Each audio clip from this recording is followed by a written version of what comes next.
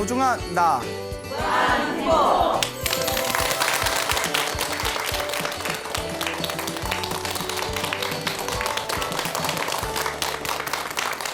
예, 만나서 반갑습니다. 예, 광우 스님이라고 합니다.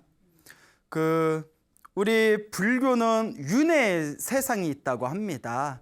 다 들어보셨죠? 네. 그래서 이제 6가지 세상으로 이루어졌다고 합니다. 그래서 지옥, 아기, 축생, 아슈라, 인간, 천상 이렇게 6가지 세상이 있죠. 또 잘 아시네요. 네. 자, 그래서 이 수많은 윤회의 세상에서 각자 자기가 지은 업보에 의해서 다음 생을 결정하게 됩니다. 그러니까 여러분들이 기본적으로 이번 생에 인간으로 태어난 것 자체가 전생에 복이 있다는 거예요. 일단 복이 있으니까 인간으로 태어난 건데 똑같은 인간인데도 더 복이 많은 분이 있고 더 복이 좀 부족한 분들이 있습니다. 근데 사실 그 복도 누가 지은 거예요? 예, 자기 자신이 지은 거죠. 그러니까 똑같이 사람으로 태어났는데도 뭐 조금 더 건강한 사람이 있고 조금 더 병약한 사람이 있고 뭐 조금 더 공부 잘하는 사람이 있고 좀 노력을 열심히 해도 이상하게 실력이 안 따라주는 그런 분도 있고 또 무슨 일을 하든 그냥 돈이 술술 들어오는 분이 있고 아무리 노력해도 자꾸 돈이 새는 분이 있고 또 엄청나게 또 예쁜 분들이 있고 또 뭐 그렇게 훈훈하게 생기신 분들이 있고 예, 저마다 다 틀려요. 왜 웃죠? 예, 저마다 이제 각자의 복이 다 틀립니다. 다 다르다고 표현을 해야죠.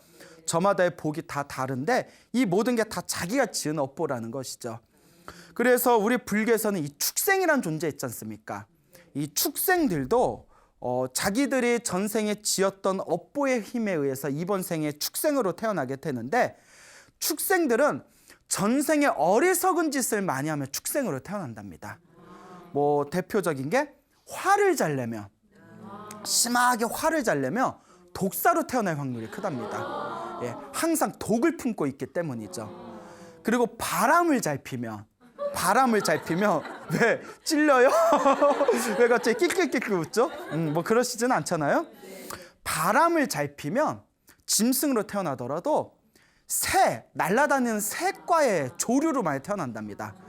예, 그러니까 바람을 타고 다니는 사람과 예, 그러니까 아마 가벼운 존재다. 아마 그런 의미가 있는 것 같습니다. 그리고 집이라든가 재산에 욕망이 많은 사람은 구렁이로 태어난답니다.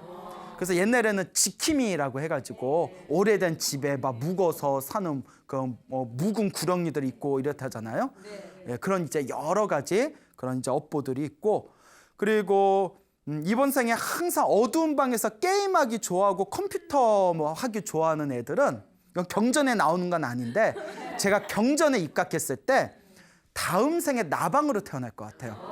나방으로 태어나서 불만 보면 전생에 게임하던 그 불빛인 줄 알고 막 달려드는 거죠. 예, 제가 만든 말이에요, 이거는. 그리고 어두운 방에서 잠자기 좋아하는 거 있죠. 계속 눈을 감고 이렇게 잠자기 좋아하는 존재는 바위 밑에 틈새에서 사는 어두컴컴한 곳에서 살아가는 곤충으로 태어난답니다. 등등의 이제 여러 가지 그런 축생에 대한 업보의 이야기가 있습니다. 근데 우리 불교에서는 이런 축생들도 다 우리와 똑같은 마음을 가지고 있답니다. 위로는 하늘세계 존재에서 아래로는 짐승이나 저 밑에 지옥에 있는 중생들까지 다 똑같이 마음이 있대요. 마음이 있는 존재들은 이 부처님의 가르침을 만나게 되면 그것이 선업의 공덕이 돼서 다음 생에는 더 좋은 모습으로 태어날 수가 있다고 가르치고 있습니다. 자, 그래서 옛날에 있었던 그런 재미난 이야기를 하나 해드릴까 합니다. 우리 부처님의 가르침을 모아놓은 것을 팔만대장경이라고 합니다. 그래서 팔만대장경에는 굉장히 많은 경전이 있는데 뭐 일본의 어느 학자가 하루에 몇 시간씩 팔만대장경을 하루에 몇 시간씩 꾸준히 읽으면 20년 이상이 걸린대요. 하루에 몇 시간씩 이제 읽으면 자, 그 정도로 굉장히 물론 책을 빨리 읽는 분들은 더 빨리 보시겠지만 어쨌거나 팔만대장경의 양이 굉장히 분량이 많은데요. 중국에서는 팔만대장경 중에서 최고의 대승경전으로 손꼽히는 가장 대표적인 두 가지 경전이 대방광불 화엄경하고 묘법연화경이라고 불리우는, 줄여서 법화경이라는 경전이 있습니다. 들어보셨나요? 예, 읽어보셨어요? 오, 훌륭하시네요. 예, 나머지는 이쪽은 아예 대답도 안 하는데 예, 그래요? 자, 오늘은 법화경에 대한 말씀을 좀 들려드릴까 합니다. 그 화엄경과 법화경을 대승경전의 양대산맥이라고 불렀는데, 화엄경은 분량이 굉장히 많아요. 그래서 80권본이라고 하거든요. 우리가 소설책으로 10권 분량이에요. 소설책, 한글로 해석해 놓으면 이제 소설책으로 10권 분량 정도가 되니까 불자들이 쉽게 보기가 어렵습니다. 근데 이제 법화경 읽어보신 분들은 알겠지만 법화경은 그냥 책 한 권 분량이거든요. 그러다 보니까 아무래도 많은 불자분들이 좀 분량이 적으면서 부처님의 핵심되는 가르침을 담고 있는 법화경을 조금 더 많이 우리가 접하게 되는 경우가 이제 조금 더 쉽다라는 것을 생각해 볼 필요가 있겠죠. 자, 이 법화경에 대한 영엄, 가피, 공덕에 대한 이야기가 예전부터 굉장히 많았는데요. 옛날 중국에 동진이란 시대가 있었어요. 동진. 예, 진나라가 이제 동쪽, 뭐 서진, 동진 해가지고 동진 시대에 법지라는 스님이 계셨습니다. 이제 법명이 법지라는 큰 스님이 계셨는데, 이분께서 이제 산에 들어가셔서 산에다가 이제 나무와 나뭇잎과 이제 흙으로 이제 조그만 암자 같은 토구를 만드신 뒤에 평생 동안 이렇게 법화경만 읽으셨대요. 이제 묘법연화경이라고도 부르고 이 법화경이라고 하는데, 법화경을 평생 이렇게 읽고 계셨는데 어느 날 멀리서 꿩이 한 마리 이렇게 날아왔대요. 꿩이 한 마리 싹 날아왔는데, 이 꿩이 그 법지 스님이 계시는 톡을 옆에다가 이렇게 집을 지었답니다. 집을 지어놓고, 근데 신기한 게 스님께서 이렇게 이제 법화경을 읽고 있으면 요 꿩이 어떻게 알고 이렇게 꼭 옆에 암자 옆에 스님이 법화경 있는 곳 옆에 살며시 내려와서 이렇게 귀를 이렇게 기울이더랍니다. 꿩이 뭘 알아? 여러분, 꿩이 머리가 좋아요, 나빠요? 좋아요? 우리가 좋아요? 아니 우리가 머리 나쁜 사람한테 야 꿩고기를 구워 먹어, 뭐 꿩고기를 먹었냐, 뭐 이런 말 하잖아요. 야 뭐 너 머리가 꿩머리냐, 혹은 뭐 기억력 나쁘면 꿩고기를 먹었나, 뭐 이러잖아요. 야, 좋아요? 예, 나쁜 걸로 알고 있는데 그냥 나쁜 걸로 치자고요. 예, 자 뭐 어쨌거나 이제 꿩이 머리가 나쁘기로 유명한 대명사인데, 하여튼 법화경을 이렇게 읽고 계시면 항상 옆에 날라와서 가만히 듣고, 그럼 이제 스님이 또 가끔씩 콩알 같은 거 이렇게 던져주면 또 먹고, 그렇게 7년이 지났답니다. 7년이 지났는데 또 이제 꿩이 이제 또 가만히 법지 스님이 법화경을 읽고 있는데 꿩이 한 마리 또 싹 날라오더래요. 근데 법화경을 이렇게 다 읽고 나면 꿩이 또 자기가 있는 둥지로 휘리릭 날아가 버린데, 그날따라 그냥 몸이 날개가 축 처져가지고 가만히 있더래요. 그래서 스님께서 아니 어디가 아픈가, 예, 배가 고파서 그런가, 그 콩알을 몇 개를 또 이렇게 던져주셨답니다. 근데 콩알을 몇 개 먹는 둥 마는 둥 하더니 콩알도 이제 먹질 않더래요. 축 처져가지고 가만히 있으니까 스님이 가셔서 꿩의 날개를 이렇게 만져줬대요. 네가 전생의 업보로 인해서 이번 생에 축생의 몸이 되었지만, 이번 생에 이 법화경을 열심히 들은 이 공덕으로 다음 생에는 사람으로 태어날 것이다 하고 축원해주면서 이렇게 꿩을 이렇게 만져줬답니다. 그리고 이제 꿩이 가만히 이제 있다가 그 다음날 봤더니 꿩이 죽어버린 거예요. 꿩이 이제 죽어버린 거예요. 그 스님께서 이제 그 꿩을 그동안 살아온 정이 있지 않습니까? 예, 여러분들 같으면 아싸 오늘 고기 반찬 아니죠? 예, 몰라 아니죠. 예, 모르죠. 배고프면. 근데 이제 스님께서 그 꿩을 잘 걷어가지고 양지 바른 곳에 이렇게 묻어줬대요. 그리고 그래도 이번 생에 법화경을 읽은 이 법화경을 들은 공덕으로 다음 생에는 꼭 축생의 몸을 벗어서 사람 몸을 받아라 하고 이렇게 이제 양지 바른 곳에 이제 묻어줬는데, 그날 밤 꿈을 꿨습니다. 스님이 딱 꿈을 꿨는데 아주 잘생긴 어린 동자가 싹 나타나더니 이렇게 절을 올리더래요. 스님 하고 절을 올리더니, 스님 저는 꿩이 옵니다. 제가 법화경을 열심히 들은 공덕으로 저 아랫마을 왕신에 왕신의 그 가족, 왕신의 부부의 아들로 태어날 것입니다. 그러니 잊지 마시고 꼭 저를 찾아와 주십시오라고 이렇게 부탁을 하면서 작별 인사를 하면서 어린 동자가 싹 사라지는 꿈을 꾼 거예요. 야, 신기하죠? 그래가지고 스님이 일어나서 참 별일이 다 있다. 별일이 있다. 내가 언제 한번 찾아가 봐야겠다 하고 이제 마음으로 잘 기억을 해뒀다가 한 10개월이 지난 뒤에 그 마을에 있는 왕신의 가족을 찾아갔어요. 왕신의 부부를 찾아갔더니 아니나 다를까 누구를 낳았어요? 아들을 낳은 거예요. 그래서 아들을 낳은 거를 다 알고 나서는 그래, 나중에 지금 가봤자 뭐 알겠냐.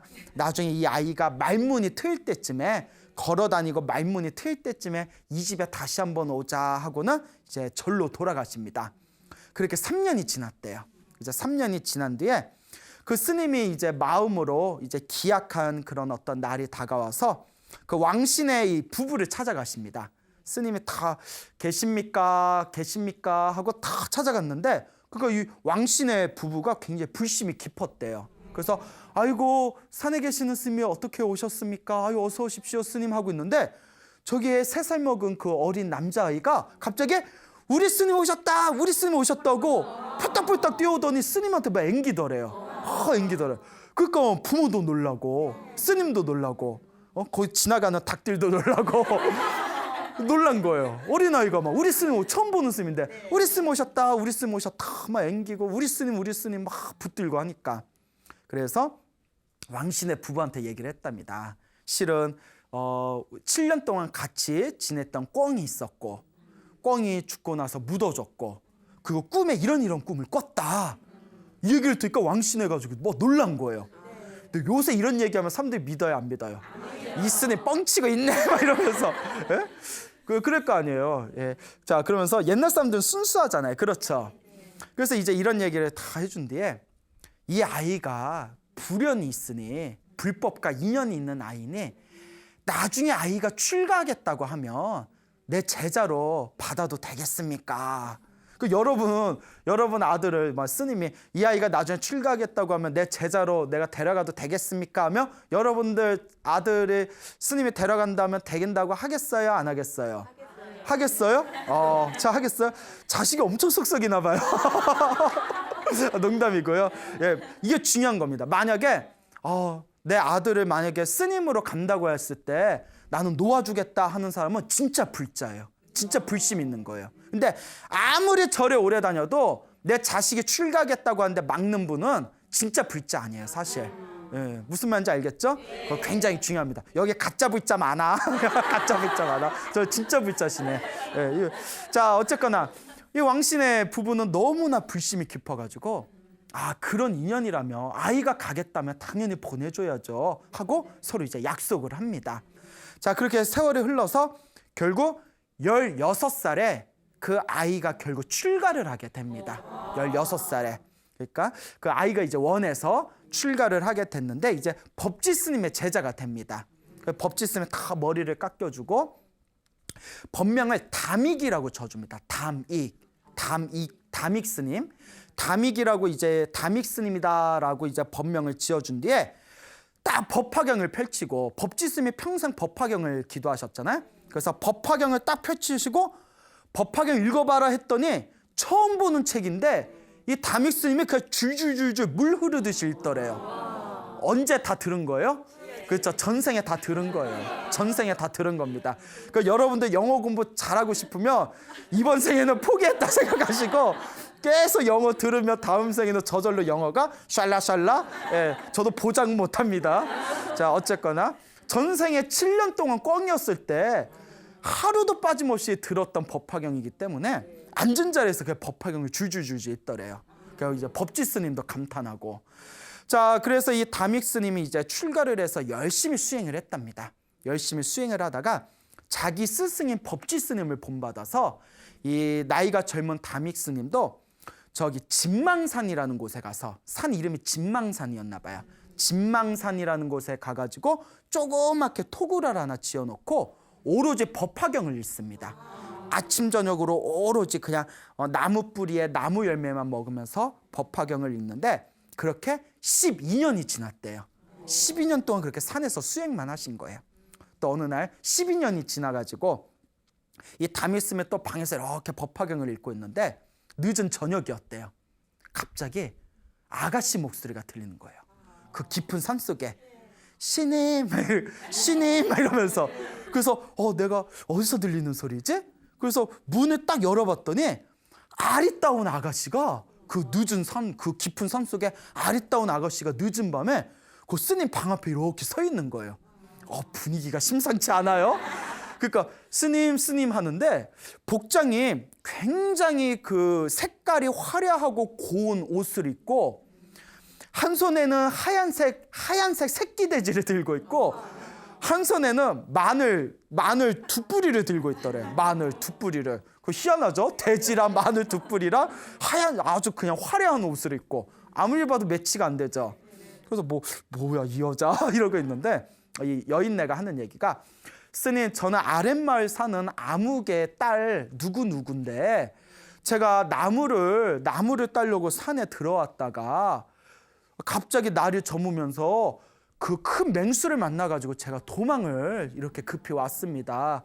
이제 집에 내려가야 되는데 해는 저물었고 산길은 아주 험하고 밖에 또 맹수가 다니고 있을 수 있으니 제가 하룻밤만 여기서 묵겠습니다 이러는 거예요.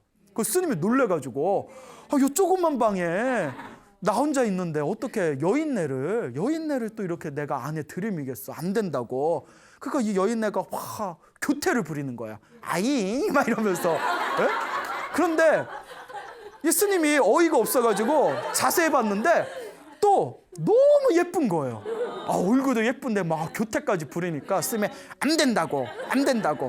우리 스님들이잖아요. 스님이니까 이제 수행하신 스님이니까 안 되는데 그러니까 스님 저 그럼 맹수한테 잡아먹히려고요. 아잉 막 이러니까 이거 분위기가 심상치 않잖아요. 그러면 우리는 이제 자비를 실천하는 스님들이니까 이대로 보낼 수는 없으니까 그냥 하룻밤만 묵고 가시오. 그러면서 방 한 구석에 풀자리를 깔아줍니다. 나는 여기서 벽을 보고 밤새워서 경을 보고 있을 테니 옆에서 주무시오. 그럼 이제 금 그어놓고 여기 넘어오면 짐승 막 이러면서 스님이 이제 금 그어놓고 여기 넘어오면 짐승이요 막 이러면서 그러니까 스님이 이제 계율을 지키셔야 되니까 이제 법화경을 읽고 있는데 여자가 나 자야 되겠다고 이렇게 옆에 누웠는데 갑자기 소리를 지르는 거예요. 고래고래 소리를 지르면서 스님이 깜짝 놀래가지고 법화경 읽으시다가 왜 그러 이러니까 너무 배가 아프옵니다 막 이러는 거예요. 그러니까 너무 배가 아픕니다 이러니까 이제 스님이 가지고 있는 약재 있잖아요. 약재를 이렇게 던져줬대요. 이거 드셔보시오. 먹어도 효과가 없습니다. 나중네 막 뒹구는 거예요. 그거 막 뒹구면서 은근슬쩍 막 금을 넘어와. 그 스님이 넘어오지 마. 그 여인네가 하는 얘기가 되게 좋아하시네. 여인네가 하는 얘기가 스님이 제 배 좀 이렇게 문질러 주면 제가 작전이에요. 배가 좀 나을 것 같습니다 이러는 거예요. 그 스님이 깜짝 놀라면서 나는 계율을 지키는 스님인데 어찌 젊은 여인네 뱃살을 만질 수 있겠어 하면서 이제 거절을 했더니 요 여인네가 하는 얘기가 도끼 눈을 치켜뜨면서 아니 부처님 가르침의 핵심은 자비가 아닙니까? 사람이 죽어가는데 그깟 뱃살 한번 못 밀려줍니까? 이러는 거예요. 그 말도 맞잖아요. 그 이제 스님이 고민에 빠져요. 이게 다른 남자들 같으면 고민해야 안 해요? 왜 안 해? 할 수도 있지. 근데 이제 계율을 지키는 스님이잖아요. 그러니까 고민을 하다가 그러면 할 수 없다 해가지고 그 스님들의 산길을 갈 때 가지고 다니는 지팡이를 주장자라고 합니다. 그래서 주장자 이제 뱀이나 산짐승이 있으면 이제 지팡이가 있는데 그 지팡이를 주장자라고 하는데 주장자에다가 수건을 묶었답니다. 수건을 묶어서 주장자에 있는 수건으로 배를 이렇게 문질러줬대요. 예? 네, 진짜 이 시대의 진정한 어떤 청정하신 스님의 표본이죠. 이렇게 그러면 이걸로 우리 타협을 봅시다 해가지고 이렇게 문질러 줬는데 그때 여자가 이제 배가 다 나았습니다. 이제 그만하세요 하고 이렇게 잠이 들었답니다. 그러니까 여자도 눈치챈 거예요. 이 사람은 안 넘어오는구나. 그 다음 날이 됩니다. 예? 놀랍게도 아무 일도 없었어요. 예, 그게 더 놀라운 일이에요. 아무 일도 없었어요. 너무 재미없게 모든 게 끝나버렸어요. 자, 그래서 이제 여인네가 싹 일어나면서 한 손에 새끼돼지 들고 한 손에 마늘 두 뿌리 들고 고운 옷을 이렇게 걸치고 스님 나 갈게요 하면서 나가는 거예요. 이제 아침에 이제 해가 떴으니까. 그 스님이 이제 배웅을 하려고 아유 그래 이제 잘 가시오. 이제 오지 마시오 막 이러면서 이렇게 밖에 배웅을 해주는데 여인네가 그 톡을 마당에서 갑자기 색깔이 화려한 옷을 허공에다 휙 던지는데 그 옷이 무지갯빛 구름으로 변하더랍니다. 찬란한 무지개 구름으로 확 변하고 하얀색 새끼돼지를 휙 던졌더니 하얀색 코끼리로 변하더래요. 그 들고 있던 마늘 두 뿌리가 두 뿌리의 연꽃으로 변해버리는 겁니다. 그러더니 그 코끼리를 타고 구름 위에 올라가가지고 나는 보현보살이다 하는 거예요. 자, 불교에서는 지혜를 상징하는 보살님을 문수보살이라고 합니다.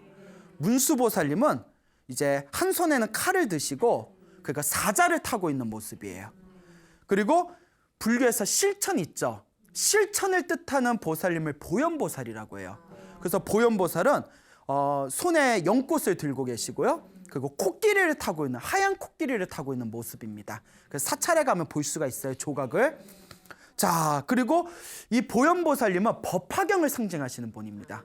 법화경에 보면 이제 보현보살이 이 법화경을 증명하는 그런 법화 삼부경의 내용이 펼쳐지거든요. 어쨌거나 나는 보현보살이다 하면서 그렇게 무지갯새 그 구름을 타고 코끼리를 타고 구름 위에 올라가가지고 연꽃을 들고 하늘에 날아가면서 그대의 수행이 깊다 해서 내가 시험해 보려 온 것이다. 그대는 마치 물속에 뜬 달과 같아서 물에 뜬 달과 같아서 더럽힐래야 더럽힐 수가 없구나 하고 칭찬하면서 허공으로 싹 사라지는 그런 모습이 쫙 펼쳐지게 됩니다.